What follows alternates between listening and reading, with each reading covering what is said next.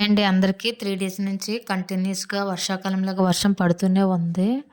మనకెంత వర్షాకాలమైనా, ఎండాకాలమైనా ఎంత చల్లగా ఉన్నా ఎవరి పని వాళ్ళు చేయాల్సిందేనండి. అప్పుడే వాళ్ళు, వాళ్ళ ఫ్యామిలీ హ్యాపీగా ఉంటారు. మా ఇంట్లో కూడా ఈరోజు పనవుతుంది. నార్మల్ లెట్రిన్ తీసి వెస్టర్న్ లెట్రిన్ పెట్టేస్తున్నామనమాట. వాళ్ళ పని వాళ్ళు చేస్తున్నారు. నేను కూడా మా పిల్లలకి లంచ్ ప్రిపేర్ చేస్తున్నాను. లంచ్ బాక్స్ పట్టుకొని వెళ్తున్నాను. అక్కడ వాచ్‌మెన్ అయితే లంచ్ బాక్స్ కలెక్ట్ చేసుకోవడానికి వస్తున్నారు.